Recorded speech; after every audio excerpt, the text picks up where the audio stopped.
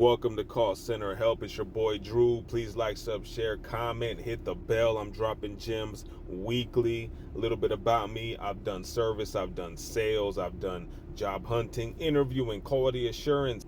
I've done just about everything there is to do in the service industry, retail industry, and call center industry as well. Which means I know what I'm talking about, all right? So today we're going to be covering a post by a person who doesn't really like customer service jobs. Left them with a bad taste in their mouth, okay? And the title of this post I found on Reddit is called Tips for Being Better at Customer Service Jobs. I'm going to paraphrase it all. I'm not going to read through the whole thing, but I'm going to touch on a few points on this, okay? You can read it if you want. It's going to be on the screen. It says, I, 19-year-old female, am looking for a part-time, full-time job in my gap year after finishing my education. They got a high school diploma.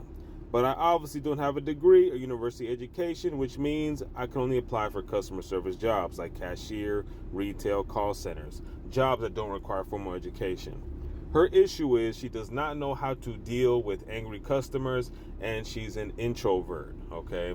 She's done it in the past, but she hates dealing with conflict, okay? If this was somebody that came to me asking me for advice, this is what I would tell them. Number one, that is, it is a job, you are getting paid. All you have to do in order to overcome this introvertedness during your job is to develop some sort of a script that you can follow throughout the day. For example, if you work the day shift at a 7-Eleven, program yourself to say, good morning. Good morning. After doing that for about 2 weeks, you'll be robotic at it. Boom, there goes the introvertedness. The next thing I would even add to my arsenal would be, did you find everything all right? Did you find anything? Do you need help? Incorporate those words as well. That right there will get you out of your shell. And then also too, you will start to feel like, you know what, this is my domain. Incorporating just those little tidbits will make you less introverted, more extroverted, or at least appear more extroverted because you're speaking out loud. You're announcing, welcome, good morning, anything I can help with. Develop a script that you can follow for yourself. You don't have to tell the whole world, it's just your own script. Depending on the industry, you develop that script, you stick to it, you'll start to feel more comfortable, and then you can just, do it without even thinking. Next thing I would do as well in that same type of situation is, depending on the products that you have or the service you're delivering, try to learn as much as possible about what the business does. That way you're confident in what you're talking about. So I'll take again 7-Eleven. If you know you guys sell Slurpees, you sell Hershey bars, you have lotto tickets, you sell cigarettes, make sure to know the types of brands there are. Make sure to know the flavors of icy. Make sure to know what type of candy you carry. That way, when people do ask you questions, you have the answer. Make sure to look at the price of the gas every day to make sure that you know the price of it. Because yes, some people will call in to find out how much gas costs. Just saying. So just having that alone will give you confidence, and then your introvertedness will disappear within a few weeks, if not a few months, if it's a slower story. See what I'm saying? But now let's get to the good stuff, okay? Dealing with difficult clients, dealing with difficult customers, okay? Here's my advice, and here's what I like to tell people when I have these one-on-ones. You have two choices when dealing with customers. You have either customer service or service. What does that mean? This is what it means. When you give someone customer service, whether it be in person or on the phone, what you are doing is you are helping that person with an issue, and you are going to use all your knowledge and your resources. You're going to use them all until you solve their issue. And while doing so, you're making them feel like you actually care when you probably don't. But that is what customer service is. So you're utilizing empathy, you're feeling for them, you're congratulating them, you're doing that whole thing. It's a whole act, okay? That is your performance. I am going to use everything in my arsenal to help you out because I care so much about you. That is customer service, okay? When you give somebody service, okay, total opposite. Service is a, what do you want or what do you need? Here's a solution. You're still going to use all your knowledge. You're still going to use all your resources to solve their issues, but your goal is not to make them feel anything. Okay, I'm talking, you are a robot. You are Wally. You are the Terminator. You are Michael Myers. You are stoic. You see what I'm saying? The point is, and the goal is, we are going to get you what you need, solve your issue, and end this interaction as soon as possible. That is just straight service, okay? When you deal with a person that is being rude, being irate, being just too much, whether it be on the phone or in person, throw customer service out the window.